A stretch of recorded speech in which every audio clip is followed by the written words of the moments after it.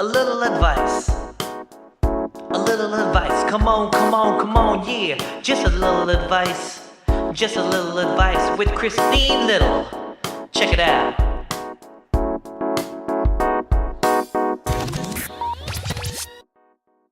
Hello, and welcome to another episode of the Little Advice Podcast, a podcast where me, comedian Christine Little, gives a little advice to one of my guests. And it's only a little advice because, that's right, I only have a little degree. I've got a BA in psychology. But I also read a lot of self-help books, and it's nice for me to have a platform to use the stuff I've used, learned in these self-help books to help someone else. Because I'm not helping myself. But that's besides the point. This is episode number 14 with a very funny comedian and a really good friend. She's a great person. I love her so much. Ester Steinberg. She's been on Funny Girls and Oxygen. She runs a weekly show that's really great at the Kibitz room in Los Angeles. And she's recording an album soon in San Francisco, so look into that. And she's going to be on season 2 of Marvelous Mrs. Maisel. And that's really exciting. And she's engaged. And that's kind of what we talk about. We talk about her going from just a stand-up comedian to a wife and maybe even a mother, and if she can still have everything that she wants. So it's really interesting. And I'd love to hear any feedback you guys may have on it or any experience that you may have. So if you'd love to, or even if you'd like to, just go on over to our Facebook page. And then there's a link to the group, the Little Advice Podcast group, and leave some comments. Leave a suggestion of what you think Esther should do or how she should look at things. I'm really curious to see how other people think. I also want to give a shout out to this guy named Johnny Navatar. Cool name. He didn't say anything about the podcast or review it, but he came on over and joined the Facebook group. Hey, what up, Johnny? And he said he absolutely enjoyed the Ian Bagg show in Atlanta at the Punchline. So that was really nice of you. Thank you, Johnny. I appreciate that. And in a similar fashion, you guys, please feel free to leave a review, sub, rate it, the podcast, share it with friends, share it if you hear someone talking about something similar. Be like, hey, you know what? Listen to this podcast. You'll be able to relate to this. I think that's it that I have to. Oh, I've got shows coming up. I've got a show at the Haha. I think it's on Sunday. Come check that out. And then I'm going to be back at Crackers at the end of the month. I'll give you more details for that. Or you can go on over to my website, christinelittle.net. Check all my show dates there. Thank you guys so much for listening. And with no further ado, here's episode number 14 of A Little Advice.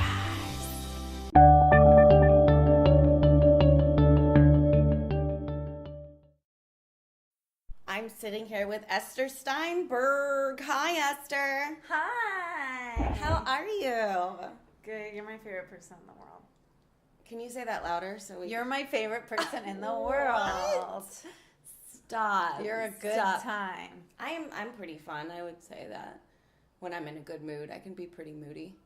Really? Moody. You haven't seen my moody side yet? A little, but I like it. I like it when you yell. I like it when you're feisty. Yell? I like it when you're at a restaurant and you force the waiter to have a conversation with you. That's my favorite. Because I once did that and had someone break up with me over it. What? Because I was like, what do you recommend? Like, what do you like to eat? And though at the end, he was like, the way you talk to waiters is disrespectful. I'm like, I'm asking them if they like the food that I'm ordering. And he was like, I've been a waiter and that shit sucks. And I was like, no, it doesn't. It's called talking to them. Have you been a server before? Yeah. So have I. A place called the Hummus Place on McDougal Street. Hummus. Is that in LA? No, it's in New York. Oh, okay. So I don't know it. Have you been a server? Yeah. I was a cocktail server for 7.5 years. It wasn't for me. What's your joke about it? That was it. I say I tried cocktail serving once for 7.5 years. And then I go into a couple jokes about it, and that's pretty much it. What am I upset about? Oh, that guy. You know, that's what I liked about my ex-boyfriend, I will say. He didn't get embarrassed when I talked to strangers. So that's good. I can't believe he broke up with you over that. Well, we were not a great match. It was a comedian. Who? Sean Patton. Sean Penn. Patton? Oh. I thought he was so cute. I crushed on him so hard, and he took me on a date, and it was just, we were a horrible pair. Oh no. We fooled around for a minute. We never really slept together or anything, but we were a bad pair. Well, I think it worked out pretty good because now you're engaged. I am engaged to a comedian. To another comedian. You do not learn. It's just so funny. Everyone, oh, no, you know what? I made myself laugh because I said I was like up all night thinking of something funny to say or something. Mm. Like out of nowhere, it's like silence in the room for 2 hours, and all of a sudden I go. A lot of people ask me like, if what's it like to date someone who makes you laugh all the time? And I said, I don't know. You're gonna have to ask Noah.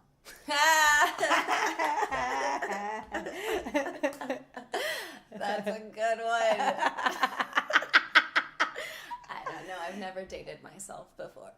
Okay, so You're gonna have to ask every one of my ex-boyfriends on that. I will give you their information. what They did can tell you what it's like to date someone who makes them laugh all the time. what did he say? He laughed for a while. He really liked it. That's a good one. And I was like, Did he email it to you to do on stage? no. He doesn't do that much. But when he does, it's really special. Okay, so what's your problem? I'm all over the place. I'm scattered. Okay. I'm a comedian What? and a career woman, but I'm also like, oh, I guess I'm a bride now. I have a diamond and I need to plan a party that I can wear white. And I have to get invitations and I need to get caterers and decorators and pick out my colors. I have to pick out my colors. And I'm just like feeling like it's not feeling authentic because I don't have money to pick out even the color is too expensive. What color are you gonna do? I'm like, pink is too expensive. It's like a color. Brown. It just feels expensive. I feel like my color has to be just red or blue, like nothing so like a primary color. That's all we can afford. And I feel like the dresses are looking ghost-like on me. Like I put on a wedding dress and I'm like, ooh, ooh. And then I put on the veil and I'm like, I'm haunting a synagogue. And I just feel like a ghost woman. And then on top of that, you know, I'm trying to make everyone happy, or like I'm trying to figure out like a bachelor party that make everyone happy. So let me ask you, are you one of those people who've like dreamt of having a wedding and all that? I feel like, again, I have two fantasies. One is where I'm like become Chelsea Handler, but funnier, but on stage, like do stand up funny, like a Chelsea Handler, Sarah Silverman, like even like Chelsea Peretti, like really have a fucking crazy career. Yeah. Like that's a fantasy. Am I delusional? No. What if I spend the rest of my life trying to become Sarah Silverman and it just never, ever, ever happens? What if things just don't work out? I don't know. But my goal is like, I see that. But if you look at them, there's no husband, there's no kids. Actually, Chelsea Peretti's I married. know Chelsea Peretti is married and has a baby. Every female comedian knows every female comedian who has a baby and who's married. Amy Schumer just got married. I think she's knocked up as well. No way. Yeah, I think so. Well, anyways, but was single her process getting to where she is now. Like she like popped off, had a show, had a bunch of But stuff. she wasn't single the whole time, She was single. She was dating, what's his name, for a bit.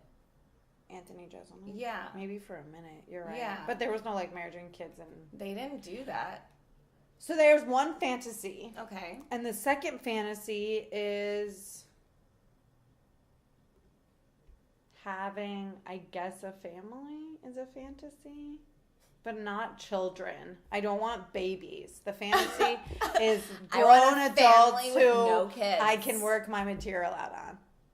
So you don't want to go through the baby phase. You just want them. Why don't you just adopt them? Go adopt some teenagers. I don't want to. adopt someone because I feel like then they won't come with the neuroses and all of the like family medical problems that I would like to pass on. You could find someone with those problems and then just work out. I want to see if I can have a baby before I adopt. I understand that. I would like them to look like me. If you didn't want to go through the baby period, because it sounds like that's miserable.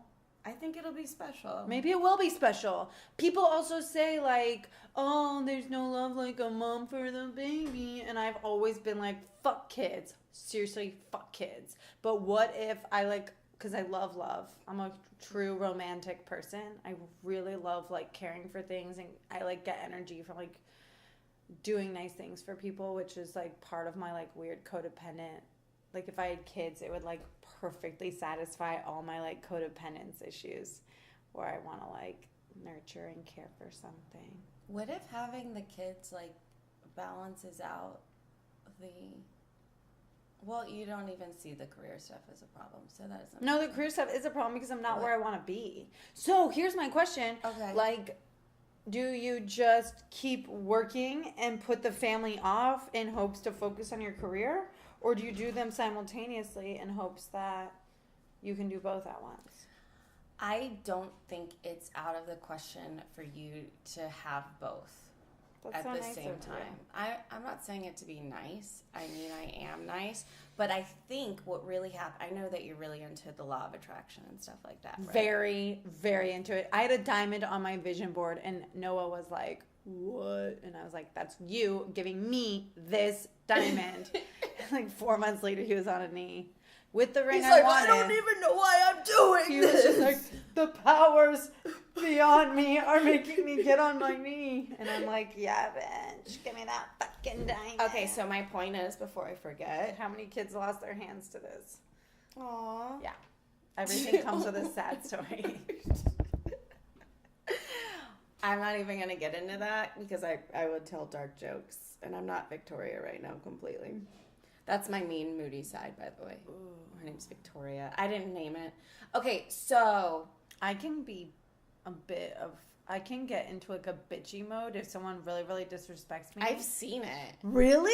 You don't even, you just give these looks. Oh, that just looks so, you're like, ew. You can tell. Like, if someone comes up and talks to you that you don't want to talk to, you're the kind of person that just won't, hide it on your face. And how am I not famous? And I love that.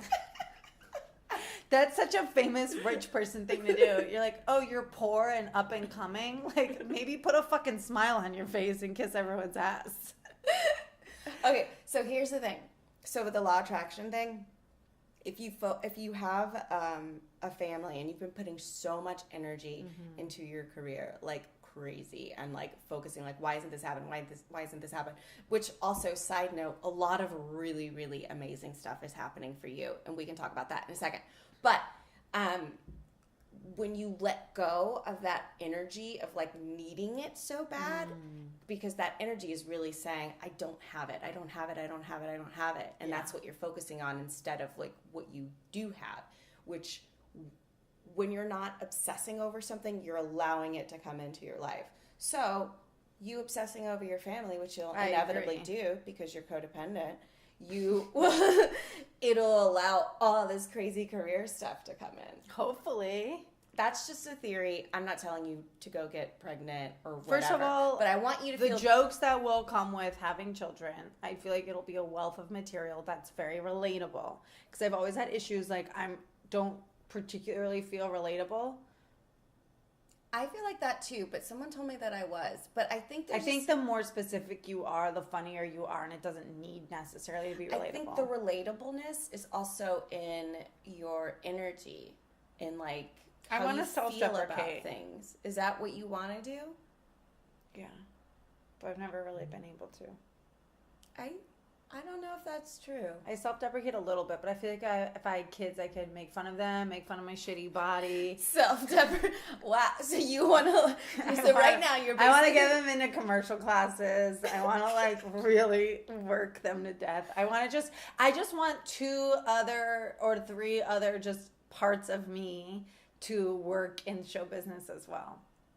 And So, Noah like, won't allow them to become child Or actors. you can like expand your reach, basically. You're like, hey, I'm like Kris Jenner. you're like putting out different feelers. You're like, one of us is gonna pop off. Yeah, and I'm They're gonna like get investments. 10%, and one of you has to fucking sing. Pick one. One of you needs to sing. So let's start with classes early and auditioning, and if not sing, at least rap. I mean, at minimum. How or fun do does that slam sound? poetry. I will beat them if they don't dance right. You sound like you were like in the makings of a very talented group of children. I thought you were gonna say psychotic Jewish mom, but I will think No. both of them are. Yeah, I want screenplays by the time they graduate high school. Okay, but like for serious, do you like, is that what your problem is? You talked about people pleasing. Yeah. You talked about like being scattered all over the place Yes. and having this fantasy of being this crazy career woman with not focusing on any of that, and then this fantasy of like being a mom. Yeah. But what that looks like to you is also like a career related thing. So It sounds like I don't want to be a mom. It sounds like I want to adopt child actors. It sounds like I want to manage child actors. That's exactly what it sounds I want like. to be an acting coach for the youth. I that's like exactly what it sounds like, and like a singing coach or something. I just want to be a manager of a very young Bruno Mars. That's basically it. So what is going on? So where is there a part of you that is there a part of you that feels like you have to want the family right now, or is there? Yeah, there's a feeling because I'm literally yesterday tried to fill out a form to apply to get a marriage license, and I was like, I don't know if I want to change my last name. Maybe I want to make Steinberg my middle name, so it'll be Ester Steinberg Gardenswartz. Maybe I'm just Ester Gardenswartz. I throw Steinberg whenever I want. Like if I'm gonna be a showman, then should my show name is Ester Steinberg really my stage name? Is that the stage name I'm gonna pick? Yes, because I've already picked it. Yeah, you are. It's like You've it's already the been done. using it. I've been using it for 12 years. So then it's gonna be Ester Steinberg Gardenswartz, and I was like, do I make Steinberg my middle name? Do I change? I definitely like the idea of taking on a man's last name because I feel like it's very badass in this world of like not conforming. Oh, okay. All right. So you just want I a also- lot of different places. I also don't want to be a Steinberg anymore Why? because I feel like it's a rebirth. I feel like it's like a new me, a new name, and I'm a new married woman. So do you want to do Steinberg Gardenswartz or just get rid of it altogether? I want to get rid of everything. Esther, Steinberg, Just go and by- Gardenswartz. Just go by E. What about E-Money? I like it. I think you figured it out.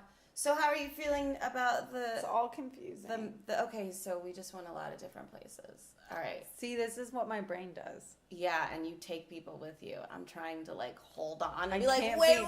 Where are we going? And I'm like, buckle up, outer space. And you're like, but where are your problems? I'm like, where aren't they? But what do you want to talk about? All the things. Okay, so let's talk about all the things, but like do it at once. And we're not going to talk about all the things because we're not going to have like time to do that. So what's one thing, if you could walk out of here today and say, I feel better about this, and that's going to maybe, what is one thing that you would feel the best about if it was handled? Why does your phone keep lighting up? Is that your to-do list? No. These are my jokes, and then I might get hired to do something for Coffee Meets Bagels. This DP is messaging me, and this photographer. It's very Okay. weird. Two camera people just messaged I'm me. not on Coffee Meets Bagel anymore. I forgot about that. Well, I did a couple projects for them. I think I knew that. Well, you know what? What I always do is I manifest what I want. Like you brought up the fact that I'm about to record an album, which is exciting because I haven't yet done it. And I always think right before you do something is the most exciting part. Once it's over, you're like, I did it. It could be good. It could be bad. We don't know. But right before something happens is the sweet spot. Like I'm about to audition for something. Oh, good. And then you can live in that fantasy world of it being like perfect. Anyways, or after the audition and not knowing, like the moment after you're like, I could have gotten the part. But and then like 5 days later you're like, I didn't get it. But like you can like hang on to that moment. And then anyways, So I manifested the diamond. And then, by the way, you were like, oh, you do a lot. I should tell you how I got my album. I want to hear about that, but It's very quick. I booked the date myself and was like, 'Cause I'm I wanted recording to- an album on this day. I wanted to ask you about, but I want to do that in the second half. And then I went Is backwards. that okay? Yeah, of course. Because I'm gonna like really Of delve into that. course. But first, back to my question: if one thing could be better by the time we're done with this portion, what would that be? I think I need to like solidify this and be comfortable with the idea of like doing it all and still like remaining me. Do you? Okay, so maybe what I'm hearing is maybe believing that you can do both. Yeah, that's it. That's a good thing. Okay. Believing in myself is I think you do believe in yourself. I think maybe you're feeling a little scared that if you do get more involved domestically, that it'll take away from your career stuff. yes. Yeah. Being domestic is like a whole choice. Like I encounter a lot of people that are like, I really want a boyfriend. I really want this. And it's like almost a gift that they never had to pick. They'll never have to pick. What do you mean? Oh, between the career They and never have to love life? pick, do I want to go to a show or do I want to go on a date? Or do I need to like nurse my youngin and I can't now show up to this show? Because like, Well, what if you had the belief that no matter what you did, that everything that's for you is going to happen for you and it won't happen for anyone else? That you could be in a well and you would still have the career that was meant for you, because maybe people would be like, oh my God, you're the girl that fell in the well and you're really funny and you have all these great well jokes, and then you get your sitcom about your life after I the love well. that. But what I want to get to a point of, and this is a little sadder, is being okay with not having the sitcom and not having anything. Not having one? I might not get anything and being okay with that. I might not go anywhere and be okay with that. Yeah. I mean, I think that's That's something fine I'm too. working on. But do you love what you do? I love what I do. So maybe it wouldn't matter. But if- I really want to be okay never being rich or famous, even though that's what I want so bad. What do you want? What do you think getting rich and famous will give you? Stage time and the opportunity to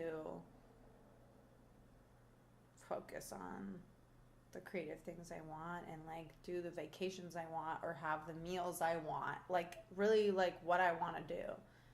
Right? Isn't that what money So- will get you? Money. So you want freedom. Yeah. You I feel already- super constrained by money. I do too. I totally relate Like to that. I'm always finding my limitations because I'm like, well, I can't afford that. You know what? I heard this thing, instead of saying I can't afford that, just switching it around and saying that's not in my budget. Because when you say I can't afford it, you're just like reinforcing that you don't have it. Or I'm in the process of affording it. But even even if you could I'm afford it, working you may my not way get it. towards that. Yeah. Or like, I'll save up for that. Because if you really do want something, especially you will figure out a way to get it. We were just talking about planning your bachelorette party and like how we can like do it economically. Like Yeah. there's a way to do everything we want, You're the But, like- person who figures out that way. but get it. Yeah. Me? Yeah. Personally? I don't know about that. But yes, I would figure out if I really, really wanted something, how else I could do it. And if you really want to travel, if you really want to do your own projects, guess what? You're already doing that. You're literally doing that. You're literally traveling all the time. You just wrote a movie. I want to travel for fun. So you're working your ass off to get something that you already have. Maybe I just need to sit back and like let life happen instead of try to control it too. Oh, you know what I did recently? What? I talked myself out of being someone who needs cool clothes all the time. Like I had to talk myself out of shopping. I purchased 1 or 2 items, maybe 3 in the past couple months, but I was going through a process of kind of falling for falling for buying clothes a lot. What were you getting out of that? I love shopping, and it was making me feel good, and it was making me feel good to wear something that I thought was like cool or new or hip or trendy. And I love like expressing myself through fashion, and I'm not a fashionable person, so I'm not like creative with style, so I just have to like buy the things that are in the window. Well, what if you... And so I just told myself I'm going to be the girl who wears the same shirt all the time and the same jacket all the time, and I don't care. And I've done a pretty good job of just like not really caring and being like, yeah, I wore this shirt yesterday and I don't care, and I'm wearing it today. I do that all the time. I've had this shirt for like 20 years. Yeah. But I want to be more of the girl that dresses trendy and like will let myself buy those things. And there's still ways to get those things without like breaking your bank too. You could even make clothes if you wanted. But you could go to thrift stores. I make clothes. I would like to do that. My mom used to do that. That's what you did back then. You would just like buy and make your own clothes. That's so cool. You can find your fabric and be like, this is what I want. I should do that. Are you though? No, I'm going to make money so I can buy Madewell jeans. And I want to buy jackets from Topshop every 2 months so that I can be like... I don't think you necessarily have to deprive yourself of like stuff that you like and that makes you feel good. But you could just find a way to do it in a way that doesn't break the bank. Or that's not like irresponsible. And I have a friend that can help you with that. She just helped another guy that worked on financial stuff. If he waddy way, he was on here talking about his finances, and she's helping him. And she's helped me too. She's really great. So, what are the pointers with finance that you've... Well, she's looked at you look at your money and analyze it. Like if you've got credit cards or debt, like how can I consolidate this? Or if you've got stocks, like what is the risk factor on this? Like I have a bunch of money all in like one thing. Ooh. And it's a pretty risky thing, but I've made a decent amount of money on it compared to the money that I put in, but I should probably diversify. Yes. You know what I mean? So stuff like that, and her showing me a different fund to put money in. I still don't know, like... I can't believe you have money. Basics. You're a homeowner and you have money in the stock market. It's very little, and... I'm so proud I don't have the money coming in now to... Like, if I had money, I would know exactly what to do with it. And I just don't have it. Well, yes, don't say you don't have money. I'm in the process of acquiring funds. I'm in the process of being rich. Yeah. It's such a gross thing, too. But I don't know, when you say that you want to be okay not being famous and not being rich. I think it's important to give that up. Yeah, and I think... Surrender the fact that why do I want to be famous? That sounds horrible. Well, it's like, what do you want to get from that? Like, what are you hoping to feel? Are you hoping to feel loved? Are you hoping to feel seen? Are you hoping, like, special? I feel like in order to work in comedy and entertainment as an actor, which are things I'm extremely, extremely passionate about, the actual performing, the actual writing jokes and being an actor or even a producer and things like that, you have to be well known to get the good stuff. I think you can be well known without being like super famous. That's all I care. I just want to be able to get spots at the Improv and the Comedy Store regular. I want to be working out at those places and touring and selling tickets. I want to be able to sell tickets, and it's sad to me that I can't right now. I push it. I work so hard to sell tickets. A lot of people, they put their name on the flyer, they put it in the newspaper, and it's sold out. That's amazing to me. Yeah. But it's like, what if I never sell out a show like that? What if it never gets to a point where my name alone sells out? Then what? Then I'm depressed? Then I'm sad? But then they also say the key to happiness is kind of like an unattainable goal that you're constantly trying to get. Really? I never heard that. That's one of the keys to happiness is trying to achieve. Yeah, because then once you have that, then what? Exactly. So maybe I should just be super happy that I'm on the journey. Yeah, exactly. And and that you have a big thing that you're going for. Because if you really wanted to, you could sell a place out. Maybe not by your name only, but... No, that's like muscling up and being like, I'm promoting, I'm pushing, which is what I'm doing for my album. Yeah. Okay, all right. So we're almost I'm sorry I don't have a perfect problem. I don't know who has a perfect problem that can be solved. I think well, let's wrap this part up, but then we're going to talk about your album and your creative process. I like the belief in myself stuff. You knew what I was going to ask you? No. Oh, I was going to say, what did you get from this, if anything, that you can take with you? Aww. Here you go. First of all, I feel really lucky to have a friend like you that I can talk things with.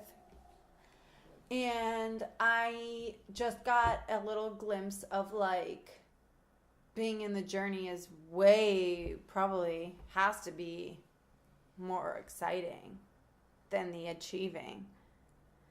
That's what you said, like right before you get it. That's the most exciting part. And so I should just be happy in this exciting part of my life. And whether the outcome is what I want it to be or something completely different, it's probably going to be dope.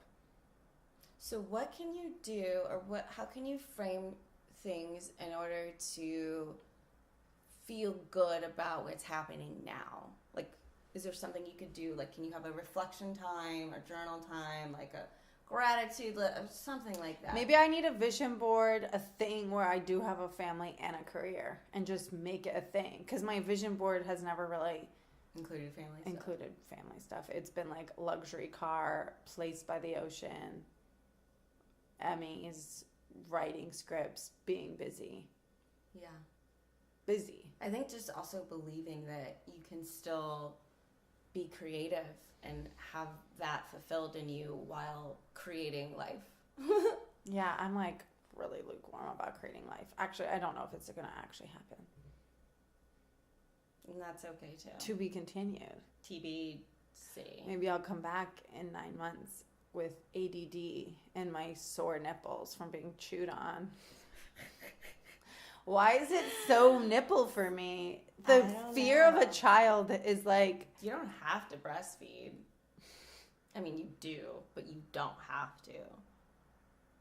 That's the one thing that doesn't cost money.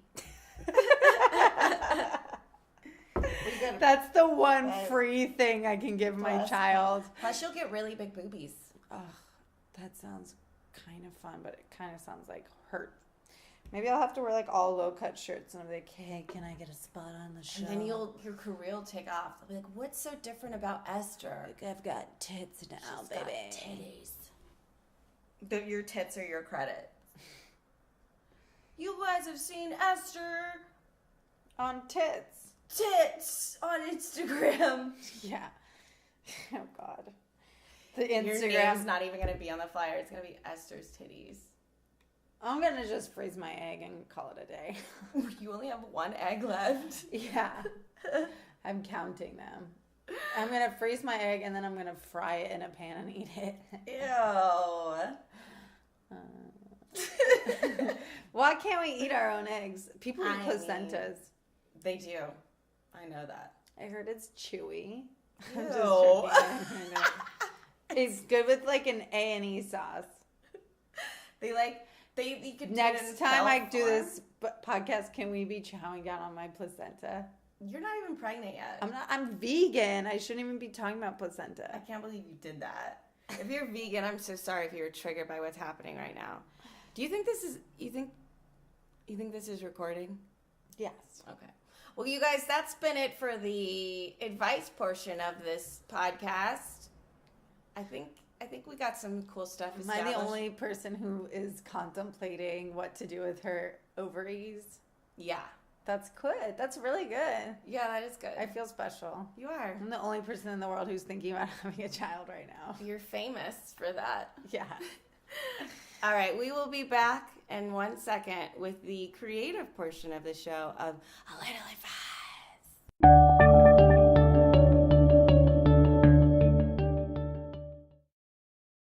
Hey guys, thanks again for listening to A Little Advice podcast. If you're having a good time, please rate, subscribe, share, and leave a little review. It'll help more people find the podcast, and maybe it'll help them in some way, and you'd be a good person. Huh? And if you'd like to see me do comedy, I'll be at the Haha Comedy Club on Sunday, November 11th. Come by and say hi, and I'll also be making my way back to Indianapolis to Crackers Comedy Club the weekend of November 29th. It'd be nice to see you, and if you want to keep updated on my shows, just go to KristineLittle.net and they'll all be there. Hope you're having a good day.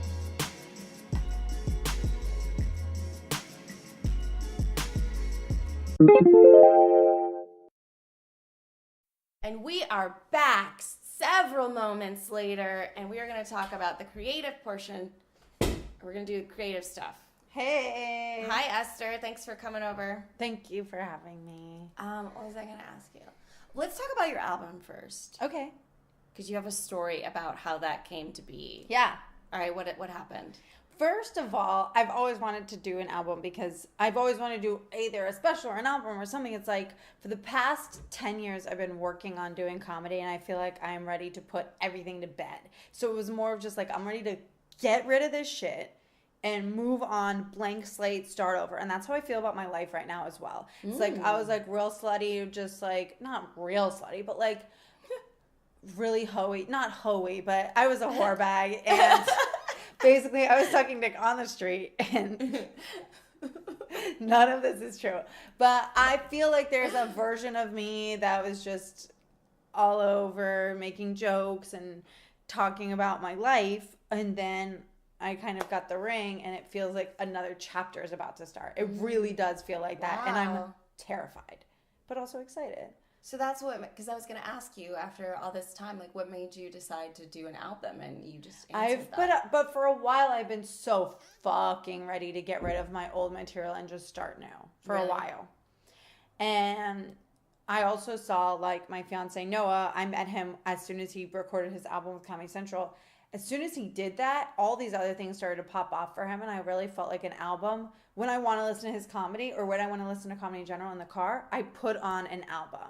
Like, I go to Spotify and I listen, so I'm a consumer. So if I'm listening on Spotify to albums, more so than I will watch with my eyeballs a special. I like to consume comedy while I'm driving or washing dishes or doing something. And podcasts, I love them. So I was like, okay, I'm going to, it's time. It is so time. And I just told my fiance that. I told a couple friends that. I try not to talk about it too much because I feel like you talk a lot, Ester. Where's the thing? So finally, I went up to San Francisco to do a couple shows, and I do have a relationship with the booker of San Francisco. The booker of San Francisco. There's one booker in San Her name Francisco. is Molly, and I do have a relationship with her, which I'm very lucky because she's like a tough cookie, but she likes me. And I love San Francisco, and I've always wanted to do an album there. And so I decided to email the booker, and I was like, I need a date for my album. That was the email, was like, really? I'm recording an album, and I would like to do it at the Punchline. Do you have any dates available for me to record my album? And she responded like, sure, we have November 7th or this other date. And I was like, November 7th is great. It's a Wednesday at 8 p.m. Fine, I'll fucking take it. Are you going to do two recordings? Or just one show. Just one show, okay. Because I don't know how much I can pack out the place. And I have a couple of friends promoting. I need one show packed. I do not need two lightly attended shows. I need one packed show. I would love two packed shows. But obviously, it's so stupid. But it's like, you gotta be a name to pack out a show, and you kind of need to do things to get your name out there. But it's like, it's such a catch-22. So I'm just like, whatever. I have a couple of very personal friends that are really good at like rounding people up, wrangling people. She's just such a good person of like getting people there. So I was like, okay, so she gets people, she can bring people. She's really good at like getting people into the show. And then if I book this date, okay, that's a Wednesday. And then I was like, fuck, now I need a record company. And so I asked my manager, and I reached out to a couple people that have recorded albums, and I was like being so proactive.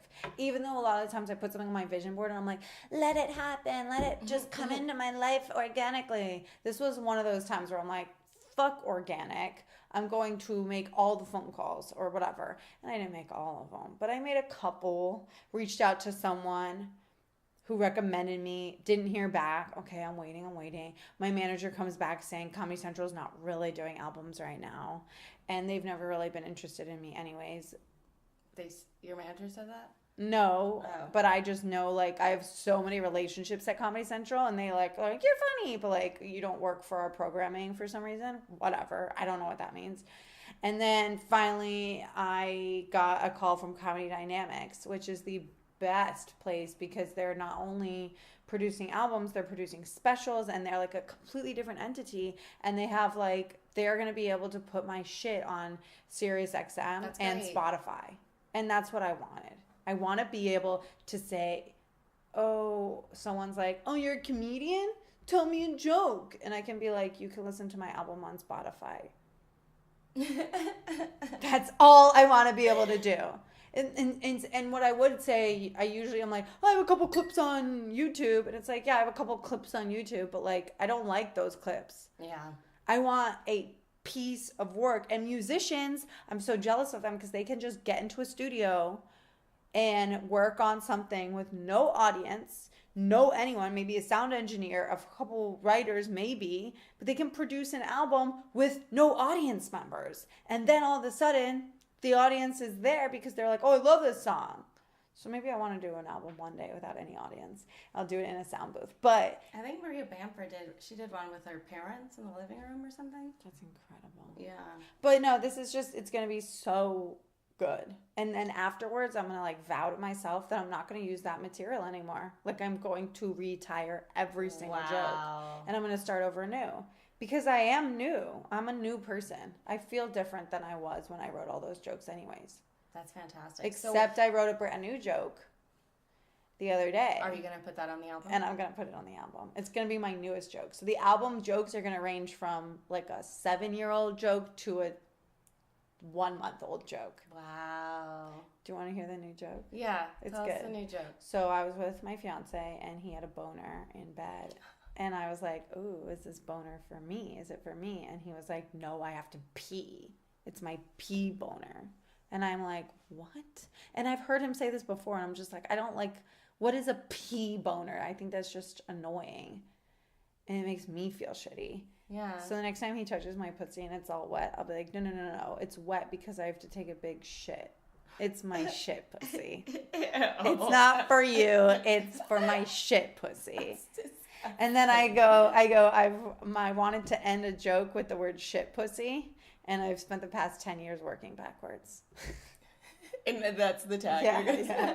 Well, that's so funny. I was going to ask you, too, like, what is your writing process like when you do come up with a joke? Do you do that? I know how comics do say, like, they want to end a joke. Absolutely not. I've never been like, I want to end a joke like this. It literally came from the fact that I grabbed a hard penis and I was like disappointed to know that it wasn't for me. It was for pee. And then I was like, well, my pussy's for shit pussy. I have to shit. And like, I thought it was kind of funny, but I thought you were going to say you peed yourself. no. Noah thinks that it was so hilarious. I made him laugh. So when you're in a partnership, I guess you kind of have to pay attention to what's making people crack up and laugh. Although I feel like when I talk about him, it's really funny off the cuff because I can just like freely complain like an old married wife. And it's not new and sexy and hot. I'm not like, I just went on a date with a guy who was cute. I hope he texts me. Instead, I'm just like, Noah's back hair is everywhere. I'm swimming in his back hair. I can braid it. Yeah. So you do your jokes based on, like, experiences that you've had. Very much so. And someone was like, is that all true? And I'm like, it's very all true. You do that. You talk about stuff that happened. You kind of like Always. you tell stories, but they're not like huge stories. They're just like. Or my dad ran for president, and that's like a real thing. He really did.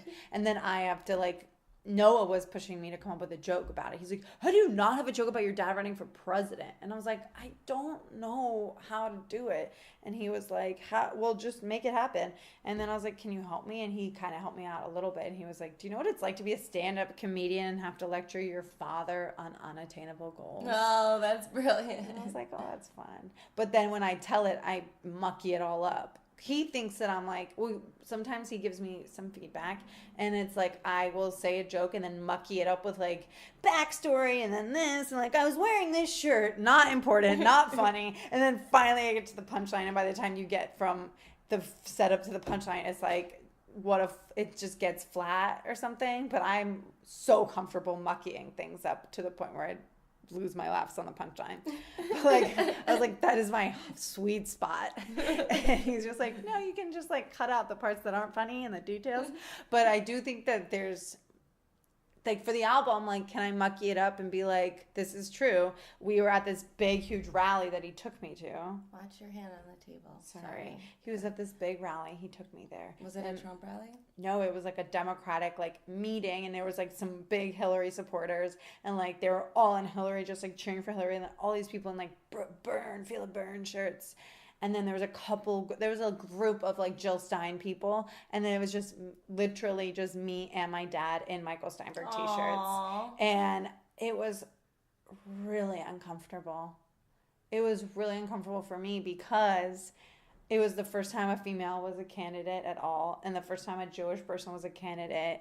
And like, I had to stand there with a candidate I didn't really believe in this like very big, very extreme, like, Hillary, did I feel the burn? It was like felt like color war, and I was like, there were so many. So no one else was there? It was just you and your dad? Yes. Wait, why didn't your sisters go? Or I don't know, because I was probably the only one he could like manipulate to go with him. And he's like, okay, put on this shirt. And then it was me and my dad in Michael Steinberg t-shirts. And it was just like so uncomfortable. Did he win? So in the primaries, he did not win. I mean, but then he got on the ballot as a vice president for a completely different party. So he was on the presidential ballot. Okay, that's a step in the right direction. Trump, Hillary, and then this other guy with Michael Steinberg as the vice president. Cool. And he lost. All right. So he's not president. That could be part of the joke where I'm like, he lost. Not to be a big spoiler, but he did lose the election. I think so. I think you should. So then it's like, from all of that, I guess I should just like make it as quick as possible, being like, it was just him and me in teachers, and it was really uncomfortable, and I don't have to go into like first female, first da-da-da. I don't know. I think that is an interesting part of it, that there's all this new stuff, and then you don't even get to. I have to wear a t-shirt of the one person I don't believe in. Yeah, exactly. And when people are like, so who did you vote for? It's like, Michael Steinberg. I can't. Yeah, they're like, oh, don't tell me you're a burn, blah, blah, blah. And I'm just like, I did vote for. I was like, you don't want to know who I voted for. I voted for the Berg. You could say the Berg, and people will think you will say that you're saying Bernie. I just voted for a loser. Oh. But he's a winner in your heart. Would have been the best president. Really? Yeah.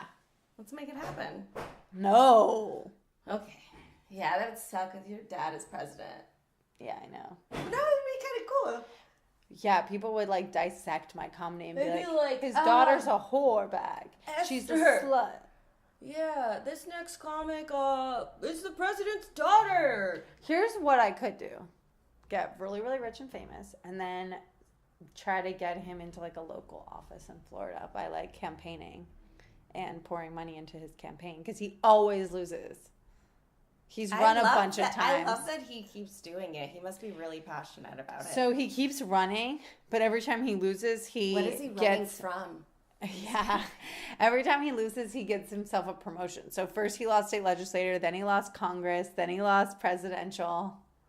So he just keeps going up. He's like, well, if I don't make treasurer at the homeowners association, I think I should run for vice president of the United States. Yes. I think. So that's a funny bit too. It's very real. Going up the ladder, thinking he'll have better luck.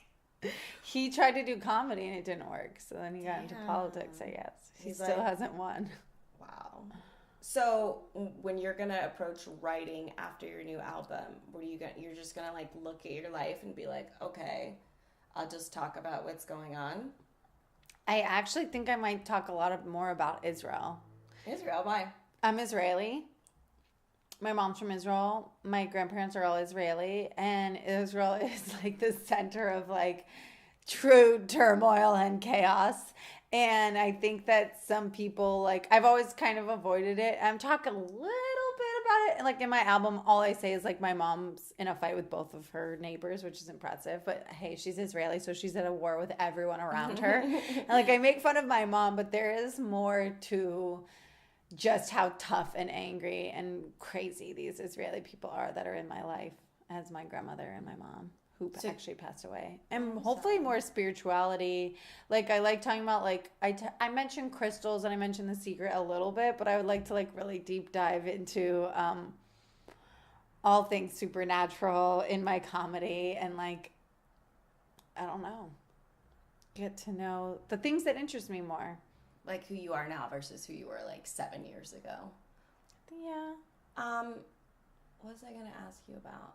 Okay, 2 more questions. Oh, I also have great men advice. And I don't know that I should. Men advice? Man advice.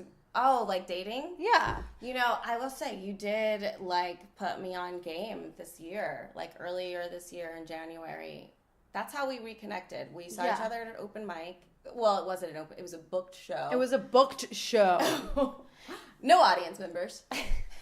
How I like it. Well, literally 100 It's weird comedians. that there were no audience members because my name was on the flyer. I know. I thought it was going to sell out.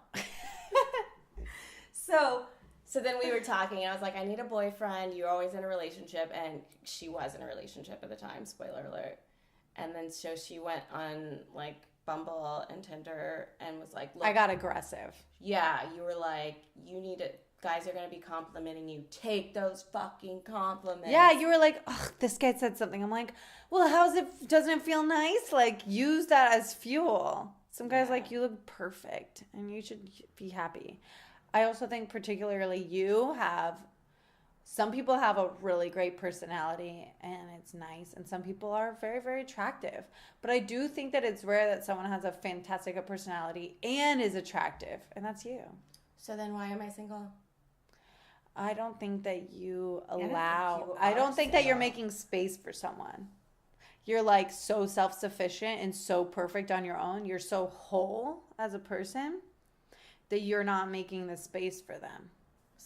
But you know what I did do? I've got 2 nightstands, and I heard that you're supposed to do I that. only have one. Oh, so now who's He complains that he doesn't have one. He's like, I want one. And I'm like, yeah. So how would I go about, now you're giving me advice, so how would I go about making room or space for someone in my life? I mean, I'm very poor. I would love for some financial help. Well, let's say like for men, I think Saturday night is the most important night. Yeah. Make sure that the Saturday night is available for someone to take you on a really beautiful dinner. My Saturdays usually are available. Okay, unless I have a perfect. show. And this weekend, I could have easily stayed home, but I went out. And when guys ask you, like, do you want coffee? You're supposed to say no. And then they'll be like, lunch. And you'll be like, no. And then they're like, dinner. And you're like, I'm So available. you're assuming that I'm getting asked out. Well, where aren't you on Coffee Meets Bagel? No, I'm not on that one. I recommend it. Of course you do.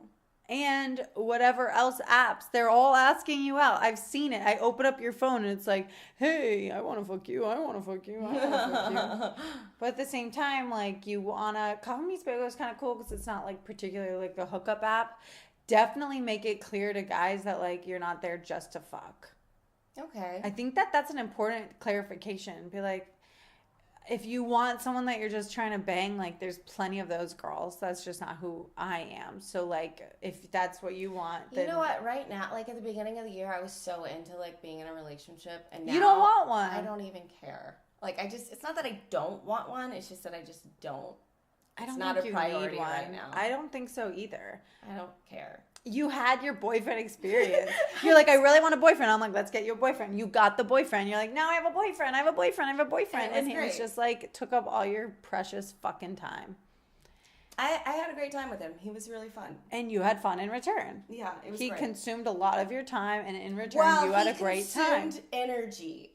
The time thing, I didn't even mind, but like the mental energy of like the confusion of what was going on and the things I didn't like, that was really consuming my energy. My energy is being consumed so much. I'm cooking dinner all the time. But it's not mental energy that's just going out. Like you're cooking dinners. It's healthy. It's like taking care of yourself. You look fantastic. Thank you. But I'll cook you dinner. if that was like spent on being like, oh, I wonder if what is going on with us, or like, is he gonna be okay as a person? You know what I mean? Like stuff like that. And why isn't he paying attention to me? In The Secret, they say to set your table for 2 people if you want a man in your life. Look batshit crazy. And then you're supposed to sleep on half your bed and clear out half of your closet to make room for someone in your life. But I don't think so. I'm supposed to like make room for him. Clear out my closet and assume that the guy's gonna move into my place. Yeah. I'm not doing that. You're not trying to have a life partner. I'm not, and it's like the first time in my life. Is that so weird? That's so High weird. five! I don't know how I feel about it. I want it in theory, but like not really. Not Maybe really, you just want a couple of sexy dates, some sex. I don't even want that. I don't even care. So you are so different than when I met you in I met up with you in January. I mean I care a little bit, but I think that I know what it is. It's not just anyone can fill it. It's that he has to be so. Here's what I think, and this is a really good position. You didn't like my ex-boyfriend. You kept telling me that. Really I thought he was fine. You were like, he is not your husband. He's not your husband, but he was fine. So there's a lot of guys that I've dated that really did a good job of being like a really cool boyfriend, and we went out to eat and we had sex and it was pretty fun and we had a good time.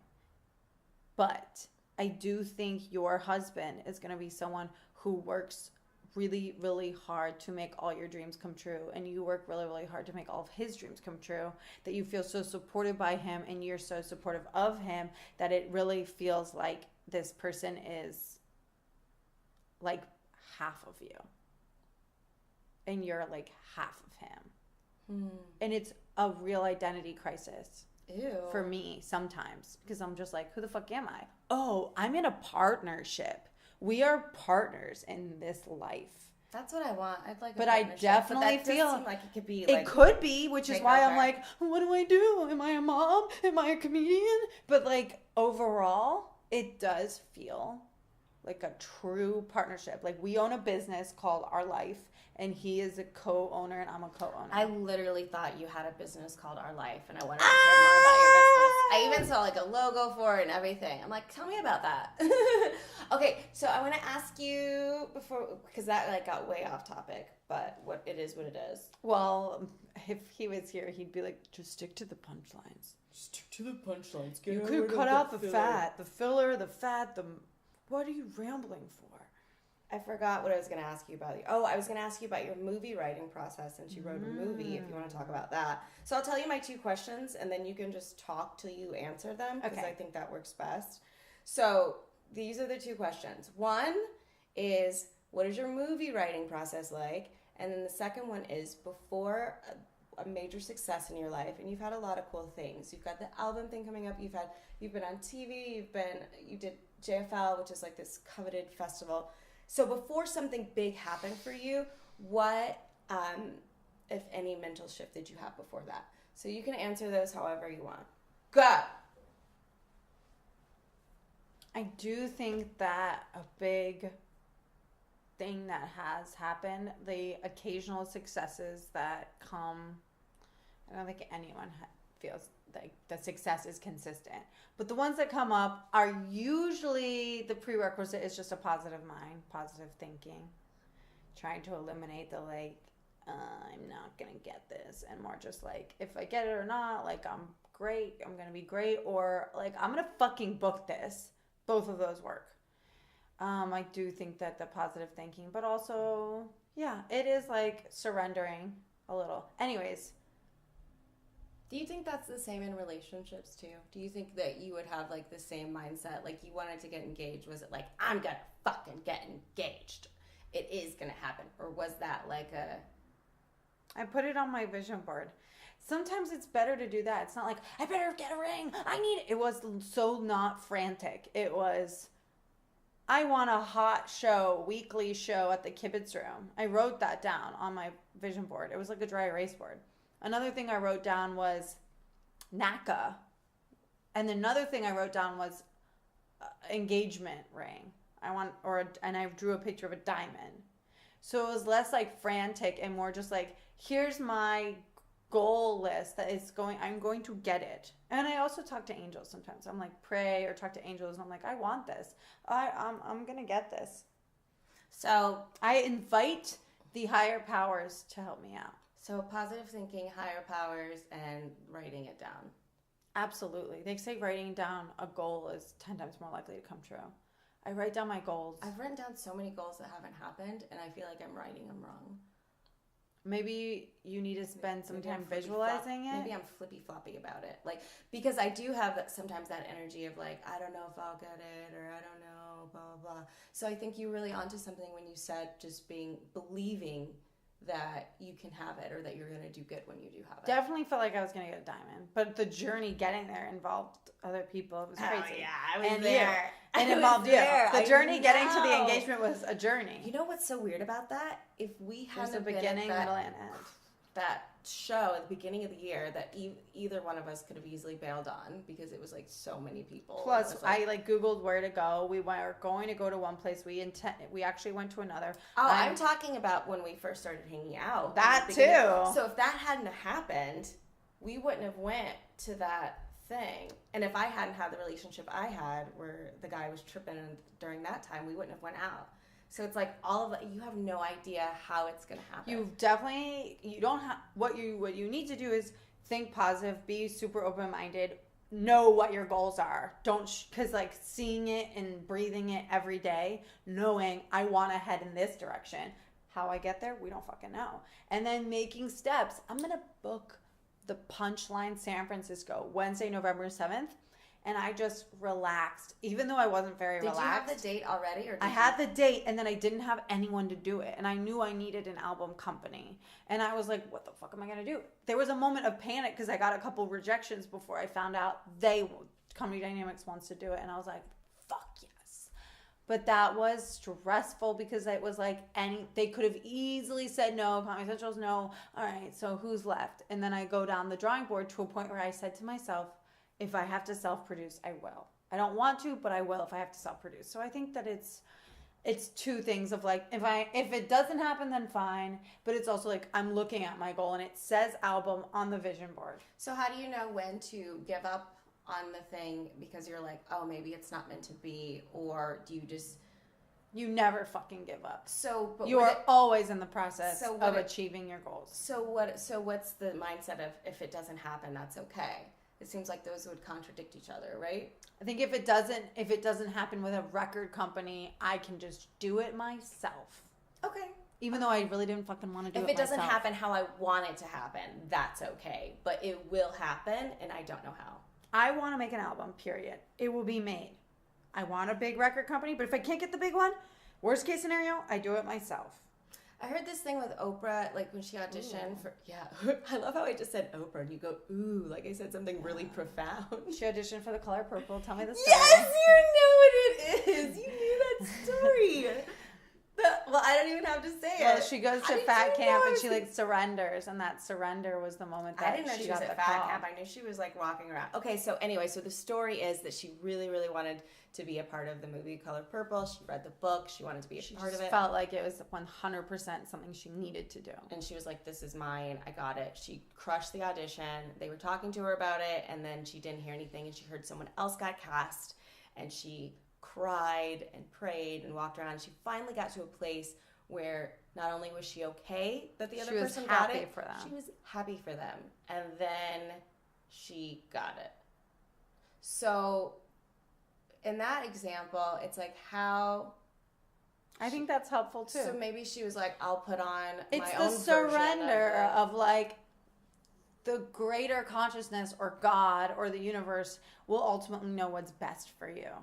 There are some times when we want something really bad, and if we were to have gotten them, it would have changed the course of our life and made it totally different, and it would be sucky. But before those decisions, we were like, I really, really want to get on Wild and Out. Well, guess what? Like, it wouldn't have been good for your career. Is so that good what you thing. wanted? No, I'm just saying. I wanted SNL more than anything, but I don't know that I'd be writing a movie right now if I was busy working on my impression of Melania. Do you have one? No, I don't have an impression of Melania. Of course. So I spank him with Forbes magazine now. So, okay, so The writing process. Yeah, maybe. So just like my stand-up, I'm pulling it from my real life. And we were in an open relationship, and I'm just I'm like opening up my heart. It's open heart surgery, and I'm yanking it out, and I have a very specific set of skills, and so does he. Liam Neeson. I'm all over the place. I'm like so joke, he funny, makes it, funny, organizes it. and then he gets it and figures out where to cut. Smash. You this guys are together. a good team. Yeah. So I have all this meat and fat, and it's like I couldn't do it without him, and he couldn't do it without me. Well, I'll be. We're a good partnership. I think that the more I lean into being a wife and being a mom, I think the happier I will be. But I'm like really grappling with the identity of just being like a girl without those things. I love the identity of being like sad and single and homeless. I'm just joking. I love the identity of being Actually, you know what? a dumb hot slut. There is a payoff for that. So what is the payoff for having the identity of being a young dumb slut? Is that what you said? Yeah. Young dumb man slut. Young, dumb, and broke. Yeah. I need to get out of being broke. Oh my gosh, you're preaching to the choir. But I need to get out of being young hoe. So what is the payoff for being a young hoe? The identity of a young hoe. You know, you wear a lot of crop tops, you spend a lot of time working out, and you get free drinks. Free drinks. But if you're not, you get free rent. Ooh. Winky face. You leveled up like your dad. I was like, this wedding ring is cock blocking me because I no longer get free drinks, only free rent. Aww. You have that joke or no? No. Oh my god, that's brilliant. That's really funny. His guy's like, hey, can I buy you a drink? I'm like, I'm sorry, I'm engaged. Fuck you, bitch. And I'm like, okay. Well, they don't say fuck you, but sometimes guys will say something. Oh, guys say the dumbest shit to me. Were you there that night that some guy was like, I was talking about my vibrator, the womanizer, and he was just like... Oh, no, I heard you talk about that. He was like, I'll go down on you. It'll be better. I can do it better. Is that a challenge? Is that a challenge? And I was like, you're never going to be better than my fucking robot who's robotically designed to make me come. You're not... What do you think? You're better at math than a calculator? He's like... I was like... He was like, really? You think that your sex toy is better than a guy? And I was like, 1,000% consistent. And I don't have to worry about being down there for too long. I'm never like, oh, I hope this is... Sometimes my thoughts are like, yeah, that feels good. That feels good. Oh, I wish he went back to doing what he was doing a second ago. Okay, now it's feeling good. And then like 5 minutes in, I'm like, this is taking too long, and now he is going to hate me. Okay, There's a lot of that going on. I don't think guys feel the same way. No, they just like slam your head down on it.